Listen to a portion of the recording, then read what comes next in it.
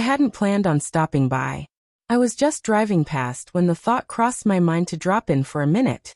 But what I heard the moment I stepped inside stopped me cold. My wife, my unfaithful wife, was upstairs fresh from the shower, wrapped in nothing but a towel. And the words that left her mouth shattered something inside me. In that instant, I knew my next move wouldn't be a confrontation. It would be revenge, swift, relentless, and far more devastating than she could ever imagine. That morning had been ordinary enough. I'd gone to work, spent hours buried in the details of a high-stakes merger, and decided to leave earlier than usual. On my way to the gym, I passed our townhouse. I don't know what made me slow down. Call it instinct, or maybe fate, but something told me to stop. Her car was in the driveway. That was strange. She'd told me she had a late meeting and wouldn't be home until much later. A cold shiver crept up my spine. "You're overthinking, Adrian," I told myself, but a gnawing sense of dread whispered otherwise. I slid my key into the lock and pushed the door open as quietly as I could. The house felt unnaturally still, except for the faint hiss of running water from the upstairs bathroom. Then I heard a man's voice. "That was incredible," he laughed. "Can't believe you're actually getting away with this." I froze mid-step. Then came Isabel's voice, soft but smug. "Adrian has no clue. He's so easy to fool. He thinks I'm working late. We've got all the time we want." A silence hung in the air before the unmistakable sound of a kiss.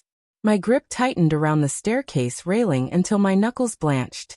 My chest felt hollow, my pulse roaring in my ears. She was cheating, right here in our home, in our bed. Every instinct screamed at me to storm upstairs, throw open the door, and drag that man out by the throat. But I didn't move. Instead, I drew in a slow, measured breath and stepped back into the shadows. Because this wasn't going to end in a screaming match or a pathetic plea for an explanation. This was going to end on my terms, with precision, with strategy, and with consequences she would never forget. I turned around, walked out to my car, and sat behind the wheel, not in rage, not in heartbreak, but in cold calculation. The marriage was finished, I accepted that. But I refused to fade quietly into the role of the broken, betrayed husband. She had underestimated me. That would be her undoing. I pulled out my phone and dialed Luca, my closest friend, a man with a very particular skill set when it came to technology and digging up information people wanted buried. "Luca," I said, my voice calm enough to be unsettling. "I need a favor." He hesitated. "Adrian, what's going on?" "My wife's cheating on me," I said plainly. "I need proof. Everything." There was a long silence on the other end before he finally replied, "I'm on it." Within 48 hours, Luca delivered. He'd unearthed every incriminating text message, every call log, every hotel reservation. He'd even hacked into the home security system and pulled the video footage. Crystal clear proof of exactly what had been happening. And as I watched it, my resolve hardened. I wouldn't give her the simplicity of a divorce. That would be too merciful.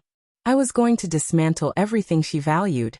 Her spotless image, her comfortable life, and most of all, that smug confidence that made her believe she could outsmart me. The first move was subtle. Psychological warfare. For days afterward, I played the perfect husband. I kissed her forehead in the morning, asked about her meetings, listened to her stories, all while knowing exactly where she had been and with whom. She had no idea she was already standing in the trap I'd set. And when I finally chose to spring it, she wouldn't see it coming. Every morning, I brought her coffee in bed, smiling sweetly while, behind the scenes, I was setting the stage for her complete destruction. She thought every touch, every kind word, was love, when in reality, each one was a carefully placed move in the grand design of my revenge. To begin, I decided on the perfect bait. A luxurious weekend getaway to a breathtaking villa just outside the city, the kind of place we'd daydreamed about for years but never visited. When I told her, her eyes lit up with that fake sparkle she wore so well. "Oh my God, Otter," she gasped, playing the doting wife to perfection. "You're incredible." I returned her smile with warmth. "Anything for you, my love." She had no clue that while she was happily folding dresses and packing shoes, I was quietly preparing to end her life as she knew it. She didn't realize that the next time she stepped inside our house, It would no longer be her home. Soon, she would be penniless, disgraced, and stripped of the perfect little life she'd built for herself. And the true blow was yet to come. On the morning of our supposed trip, I told her I had a few work matters to sort out, and would meet her at the villa later. She left first, smiling and excited. The moment she drove out of sight, the mask came off. I called my lawyer and signed the final divorce papers. I froze every one of our joint accounts, instantly cutting off her access to money. Then I gathered every piece of evidence, her flirtatious messages, the hotel receipts, the photos of her with him, and sent them to her family, her friends, and even her workplace. The pristine image she'd guarded for years shattered in a matter of minutes. But the masterpiece of my revenge was still waiting for her. When Isabel arrived at the villa, the scene was set as if for a romantic weekend. A beautifully laid table, a bottle of chilled champagne, and an elegant leather folder sat waiting. She opened it, expecting an itinerary or a love letter. Instead, she found printed transcripts of her messages to her lover, surveillance photographs, and a fresh copy of the divorce papers. On top lay a single handwritten note. I was just passing by and thought I'd stop in, but what I overheard changed everything. You never saw this coming. Consider this my parting gift. I wasn't there to see her reaction, and I didn't care to be. I never showed up, never called, never answered. I simply powered off my phone and left her sitting there alone, surrounded by undeniable proof of her betrayal. The evidence was spread out before her like the autopsy of our marriage. And she still had no idea how much further I planned to go. While she sat in shock, wondering what her next move should be, I was busy completing the final phase. I sent the entire package to her boss, a high-ranking executive in the finance world, ensuring her career would crumble along with her marriage. I made sure her parents, who had always held her up as flawless, saw the truth. I even sent it to her closest friends, the ones who used to tell me I was lucky to have Isabel. By the afternoon, the calls started flooding in. I ignored them all. That evening, after letting the silence twist the knife, I turned my phone back on. The first message was from her. Eden, please, we need to talk. Then another. I don't know what's going on. My cards aren't working. Did you do something? Why is my mom calling me in tears? Her perfect world was collapsing. And I had only just begun. What have you done? She demanded over text. I let a slow grin curl across my lips before replying with just one line. Me. You'll know soon enough. Then I hit block. When Isabel finally pulled into the driveway later that evening, she probably thought she could still smooth things over, maybe flash that fake smile and talk her way out of this.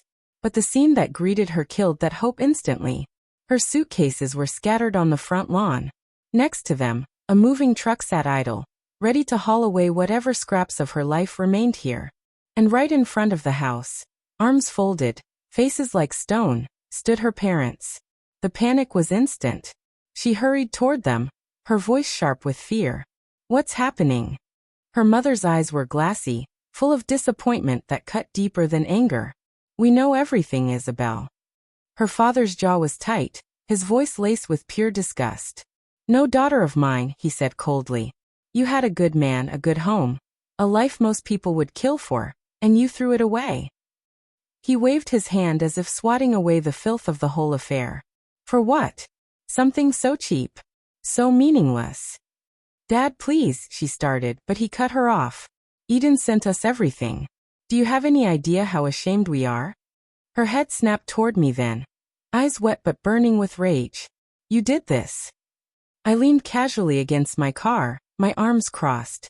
No, Isabel, you did this. I just made sure you felt the consequences. Her gaze darted to the house like a drowning woman looking for a lifeline. You can't throw me out. This is my home too. I let my smirk widen. Not anymore. Her face twisted in confusion, then slowly crumbled into dread. What do you mean? I sighed like a teacher explaining something a child should already know. I had the house transferred into my name weeks ago. You didn't notice. Just like you didn't notice when I emptied our joint accounts. Her hands flew to her mouth. You can't do this to me. I gave a small shrug. Already did. But that was just the start. Her career crumbled almost overnight. Her boss wasn't exactly eager to keep someone whose scandal was splashed across half the city's social feeds. Turns out, the corporate world doesn't love high-drama employees. Her so-called friends? They disappeared fast. Funny thing, they'd been my friends all along. And the man she'd risked everything for? The moment she lost the comfort, the security, the image of a perfect life, he vanished. Ghosted her without a trace. 3 days later, I got one final message. Eden, I have nowhere to go. Please. I made a mistake. I miss you. We can fix this. I didn't reply. Because that was the moment she finally understood. She'd been so sure I'd always be there, that I'd forgive her no matter what. But now she had nothing. And I was free. 2 weeks later, I was sitting in my new office, promotion secured, a fresh city outside my window, and an entirely new life stretching ahead. Everything tied to Isabel was gone from my world, and I'd never felt lighter. Then, while scrolling through social media, I saw her. A photo snapped in some dingy cafe alone, shoulders slumped, eyes hollow. The caption read, "Some mistakes can never be undone." Damn right. I muttered, leaning back in my chair with a satisfied smirk. Because revenge isn't just about payback. It's about making sure the person who betrayed you understands exactly what they destroyed. And Isabel? She wasn't just hurt. She was frozen solid. Cheating doesn't only shatter love. It destroys trust, dignity, and the quiet belief that someone will always stand beside you. And when the one you betrayed finally walks away without even looking back, that's when you truly know you've lost. If you want, I can also give you a more cinematic rewrite, so this plays out like a movie scene for storytelling videos. Would you like me to do that next?